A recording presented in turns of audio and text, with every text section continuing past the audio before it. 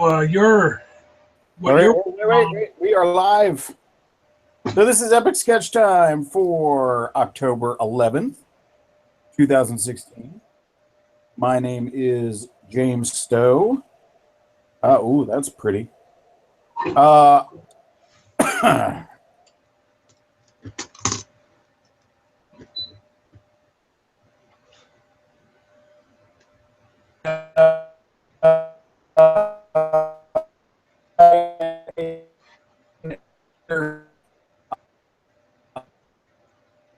Oh, Stowe, your sound. I themselves, but I think tonight I can other person. This is Mark Monlux, best known for his web comics, The Comic Critic, and The Further Adventures of Stickman. Did I get that right? That's correct, sir. Excellent. And you can read both of them not at all right now, right? The site's down. Is that correct? That is correct. Yeah, you know, I'm about to go on hiatus for a couple of weeks at the end of this week, so you won't be able to read mine either. And see past episodes, correct? Oh, yeah, you can still, the site will still be up. I just won't be updating. You should probably check this file when you post it. I need to make some time. When you were talking earlier, it was sounding like you were playing on a synthesizer. It's kind of going. Here's Bill. Odd. Okay.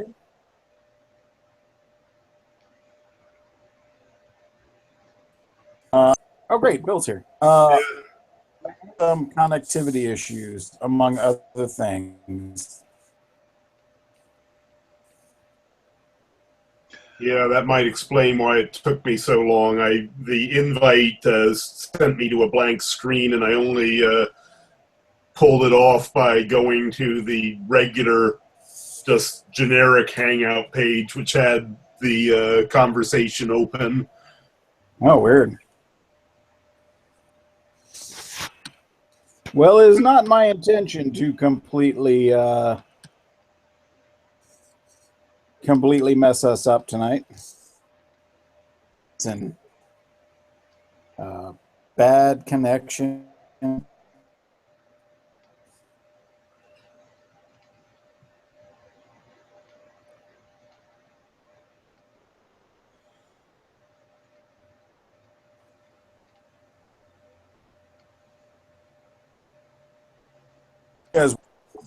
Can you hear me? Yes. That last sentence. Okay, just checking. Well, I could only hear the last sentence where you said, "Can you hear me?" Were you talking before that? Yes, he was. He was doing a sort of apologetic phrasing.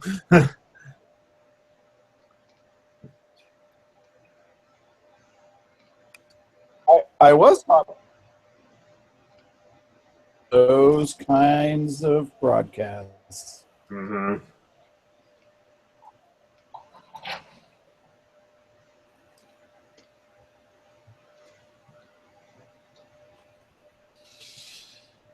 So you would like this particular monster. I think the only people who have seen it were those who are fans of Mystery Science Theater 2000. But this creature looked like it was made from carpet parts. And it was a roaming carnivorous plant, I think.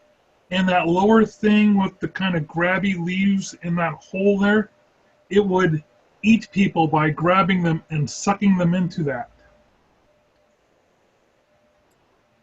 And quite possibly one of the worst horror movie monster designs ever on the screen. Yeah, that's up there with that tree demon that died in the quicksand one you showed a while back. Oh, from How It Came? Yeah.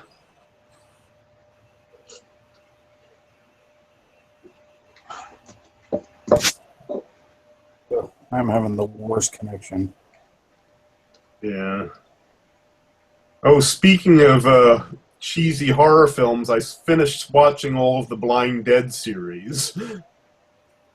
Now, I haven't even watched all of the Blind Dead series. So, I thought you said you reviewed the first one. oh, I reviewed the first one and I stopped there. Mm-hmm. I watched the Tomb of the Blind Dead, but you went and watched its sequel. Return of the Blind Dead, the Ghostly Galleon, and the Night of the Seagulls. Do they get better, Bill? And not really.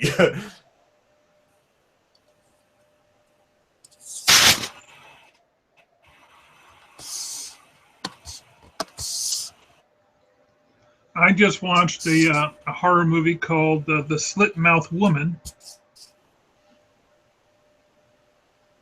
And it was based on a Japanese Terrible. urban legend. And they made it look very much like the 70s. It was done in 2006. But the urban legend back in the late 70s went to almost a national hysteria level, where kids were being escorted home from school for fear that the slit-mouthed woman would get them. So it's up there with the Killer Clowns today, I take it? There's a. I think that everybody knows that the creepy clowns today are basically a bunch of people just behaving weirdly. And I have some friends who are horror clowns, and they are complaining about the violence that's going against clowns in general right now, and especially against the horror clowns who usually have a pretty good business right about this time of year, and their sales are way off. So. Yeah, we used to have a colleague in the Cartoonist Northwest group who did clowning kind of as a part-time job, and he had a Halloween clown alternative persona. So I'd be very interested to hear what his opinion on that was.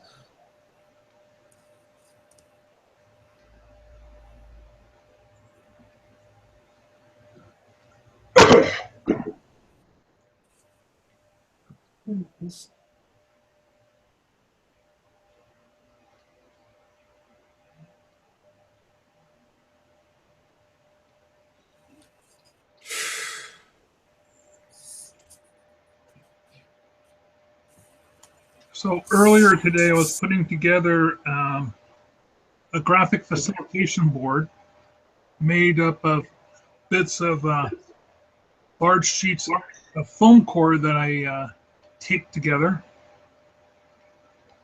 Originally, I had an event planned for next Tuesday, which I'm going to be doing, but yesterday I got a query. There was a query being sent around to graphic facilitators, graphic reporters in the Northwest, and for an event this Friday. And because it was so last minute, nobody was available. And I was thinking, well, I just finished building this board. I can draw on it Friday as well as I can next Tuesday.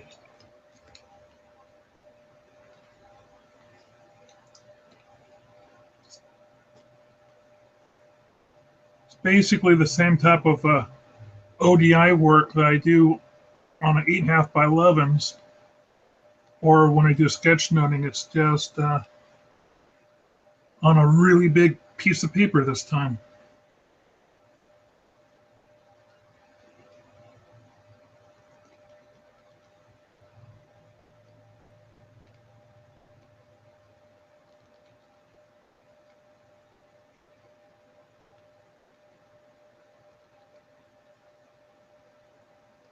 Though for the life of me, I could not find half-inch foam board anywhere inside Tacoma.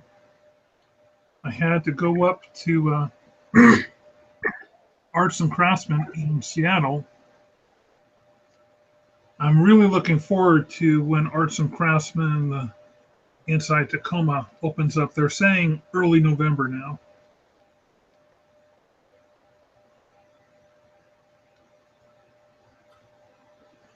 Oh, Stowe, I gave the guy my card there, and he was going to pass it along to this guy named Michael, who's going to be in charge of the Arts and Craftsmen in Tacoma as far as community outreach goes, to see about Oh, that's good.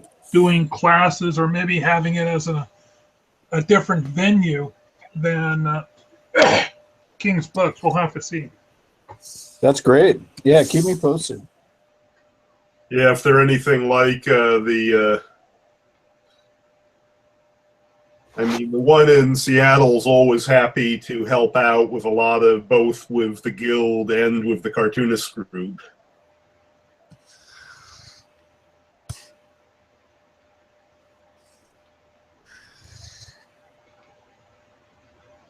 We've got a place down here that, what is that place that opened up that does classes that's already booked out for a year? Is that the Feast?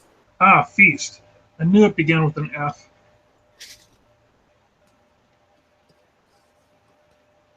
So I was just thinking, well, hey, if Feast is already booked out a year in advance, maybe getting selling some possible classes to them.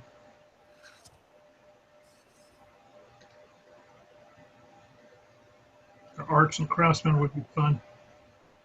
That's a fairly decent location. It's far enough down the street that parking's a little bit more viable. Yeah, I'm really looking forward to that place opening.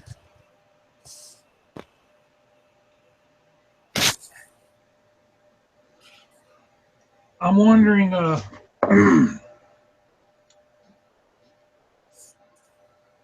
what's changed between them opening up that store and when Warren had Tacoma Art Supply.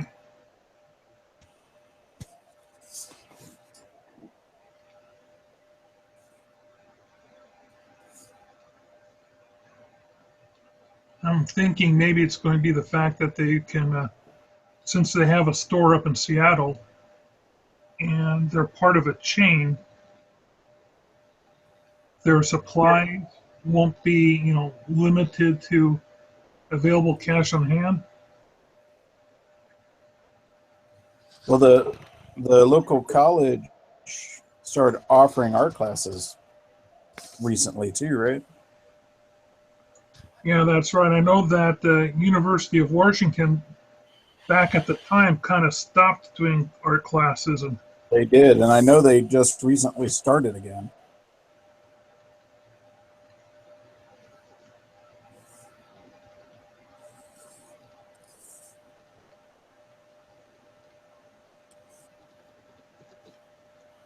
so when I last spoke to Warren, he was working for a fire extinguisher manufacturer. Really? Yeah, they have to, and they have tons and tons of unused fire extinguisher canisters. Because once they get to a certain age, they're no longer, by law, they're legally not viable, so they have to retire them. But they're real, you know how thick that metal is? It's tremendously thick. That's interesting. So if you can think of any unique art project that could use fire extinguisher, I mean, they're absolutely murder to try to arc weld. I mean, you have to use like a laser cutter to get through these things. Huh. Because, they're meant to hold, extinguishing matter at a federal level, qualifications, all that noise.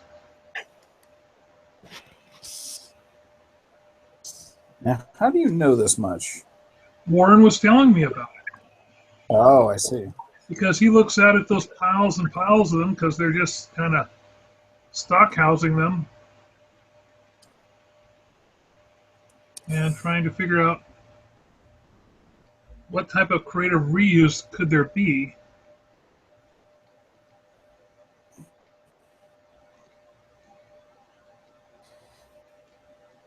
But they're not small.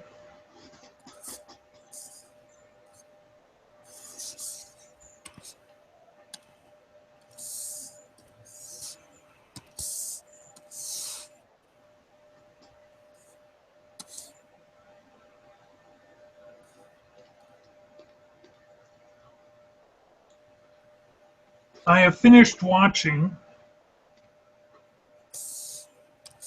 Stranger Things.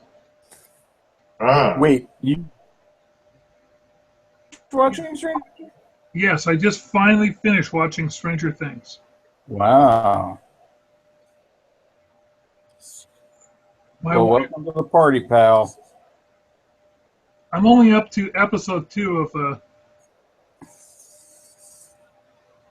Luke Cage. Ah. What do you think of both? Wow, I love Stranger Things. Absolutely great stuff. Liked how Yeah, that's hard not to love.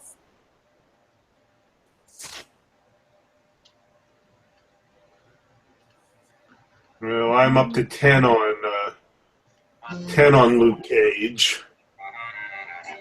Okay, without spoilers, I finished Luke Cage, and I have to ask your opinion, Bill. Mm-hmm. Yes. Do you? I feel as if there's a distinct difference between the first half of second half of Luke Cage. Beyond my not seeing the last 2 episodes, I think I see what you're getting at. I mean, there's a distinct even quality difference, in my opinion, but between the first half and the second half. I was really kind of baffled by the changes that were made. It almost feels like 2 completely different seasons of a show. And that being said, I loved the first half of the series. I loved it. Mm-hmm. And I was okay with the second half, but tonally, it changed dramatically. And I was really surprised by that change. Huh. I was curious your take on it. No, that's interesting. I mean, I didn't think quality-wise, I don't think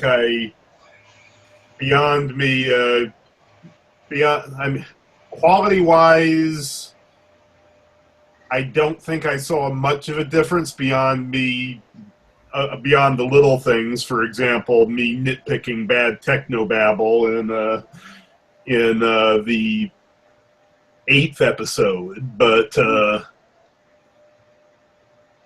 see, I thought the writing went downhill as the series progressed. It almost felt like the last episode wasn't written by the people who wrote the first episode. I mean, not at least directed in the same way.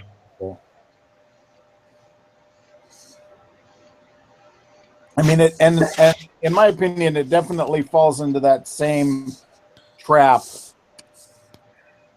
that the other Marvel shows have, that it is just a few episodes too long. It could have ended earlier, and I would have been totally okay with that.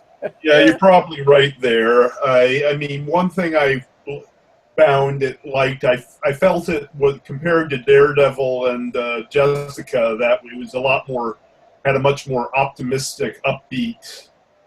I would agree, and I actually liked that about it quite a bit. I'm not saying I disliked either of those ones, but considering how Jessica was just one season-long nightmare for the character. It really was. I had to stop and start that series several times. Yeah, I mean, it was sort of like considering what the villain was, how everybody, and I mean everybody, was a potential victim, which sort of rubbed me the wrong way after about 4 episodes. Yeah, he was a tough dude to. And I mean, make no mistake, that was a fantastic performance out of Tennant. Oh, I would mean, agree. Absolutely. I mean, it's interesting. It didn't surprise me because I knew Tennant could play evil characters ever since I saw him play Barty Crouch Jr. in Harry Potter. But and his Hamlet, while not technically evil, is a real dick. Oh, I don't think I've ever seen his Hamlet. I recommend it. It had I think it's still on the Great Performances page if you're curious. Otherwise, it's really easy to get the DVD at a library. I'm trying to remember the last time I checked out a DVD at the library. It's been a long time. I do it all the time. Let's see. I see what you guys think so far. Check that out. That'd be cool. You'll have to talk when you show the screens, Okay. otherwise we won't see it. You can click on his. Ooh. This is the flats. I think I'm in the right direction. I really have to stop doing night scenes because I'm not very good. I'm still figuring out how to do the coloring for them properly. The sky blue eye shape in the background is something I think you need to address. Oh yeah. Oh yeah, no, I can fix that pretty quickly. That was pretty much just a flat placeholder. I was planning. It's going to have a sort of farmland checkerboard on it.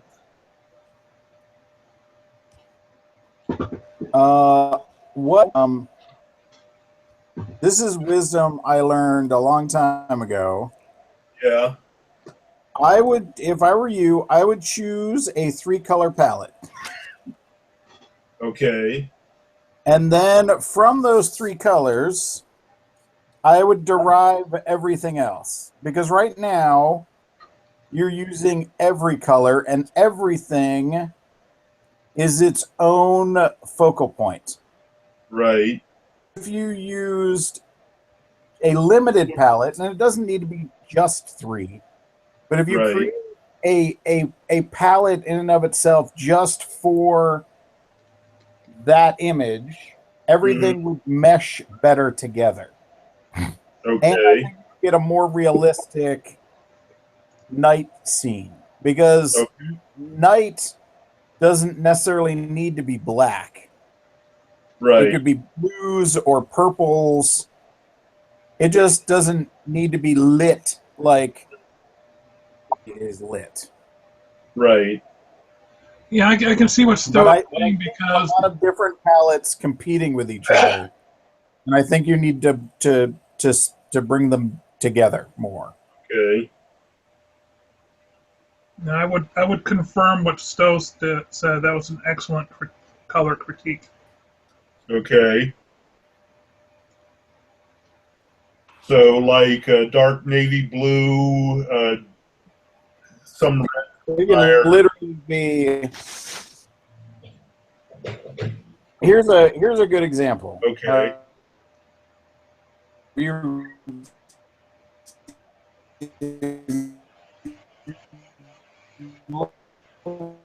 My screen. Oh. Okay. The color of the page. Very wanted an ocean feel to everything. Even who is coded yellows and reds and grays threw gels over top of to give her a feel the environment that I wanted to create. So Okay. everything to those colors, those sea greens, browns, and teals. Okay. Create the environment and the mood that I want. I think so. Kind of mood that you want to make, because color is indicative of emotion, and you can create certain emotions and feelings just based on types of colors and color contrasts that you put together. Okay. Type of emotion do you want to create based on those emotions? Okay.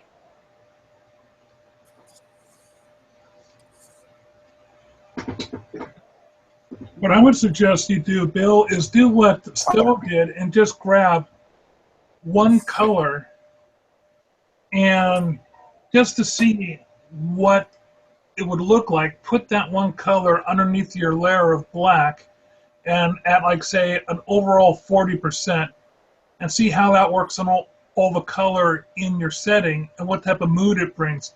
Maybe like Stowe went for a green for that nice rich ocean thing, and in the north you get that kind of cold water look from the green as opposed to a bright water blue look that you would get from a Right. Caribbean water.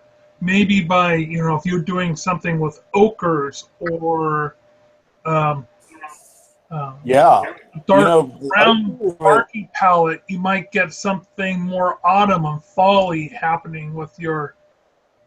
And just mess around with that one layer at a percentage until you Mm-hmm. find the right mood, and use that as your one of your source colors, and go from there. Okay, just a second. I'm turning off some of the more experimental shades here.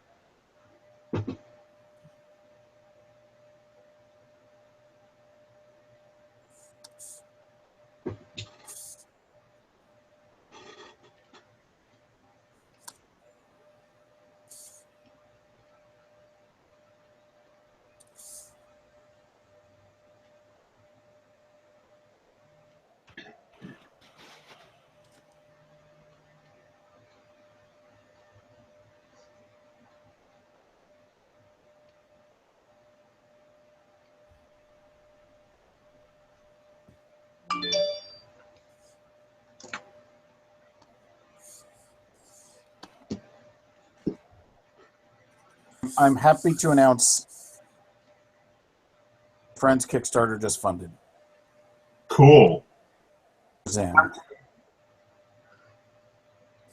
That's great. Yes, I am very happy. Do they have any stretch goals set?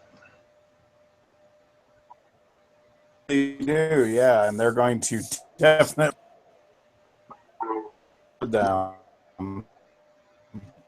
which potentially.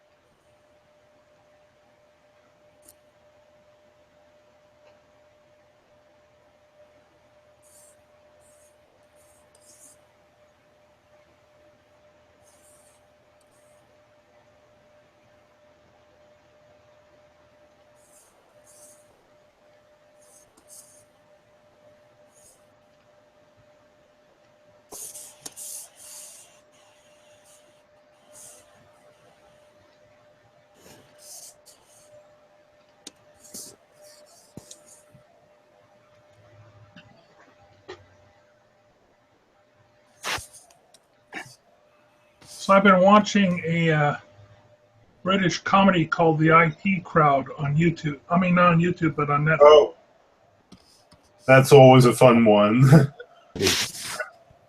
I always feel embarrassed that while I'm a little more savvy than the turn it on, turn it off bit, I'm not that much better. During the first 6 episodes, first I think maybe 3 or 4 episodes, there was a lot of Peter Bagg artwork on this one guy's desk and behind him. If you look around the office, there's tons of Jim Woodring posters. And I know that. Really? Oh yeah, and I was. Oh, man, I missed that. But in the following episodes, the Peter Bagg stuff is gone, but the Jim Woodring posters are still there. And I'm wondering if maybe they didn't ask permission on licensing. Oh, yeah. Because one of the people that Bill and I are familiar with, a guy named John Lustig, who does this webcomic called Last Kiss, he's got a variety of items like tote bags and posters and things. And he's got a Hollywood agent that works at doing placement for his products in TV shows. So what? Yeah, you get paid if your stuff shows up on places like the Big Bang. So he's got a poster and a tote bag that make regular appearances in the background in the Big Bang. One is at the comic book shop, and I think the other one is over in Leonard's house, but only if you see a certain wall. I might be wrong. It might be the office, but more proof that I have no idea how to monetize.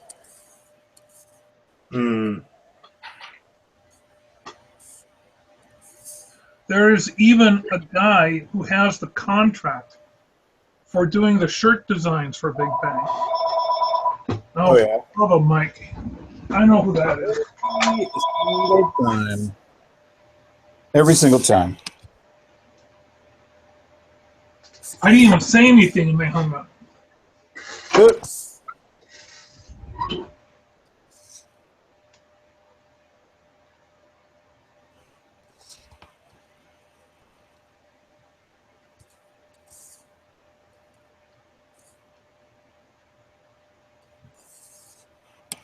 Gentlemen, I'm going to say good night. I'm done cleaning up this file. Do the same. I know it was a really short episode tonight, but that was totally my fault. I take credit for it. I apologize. Next week will be better. So this has been Epic Sketch Time for October 11th, 2016. We have all drawn epically, I hope. I think I have. Have any of you even looked at what I've been working on? Oh, yeah, so I've been admiring the little pirate ghosty thing.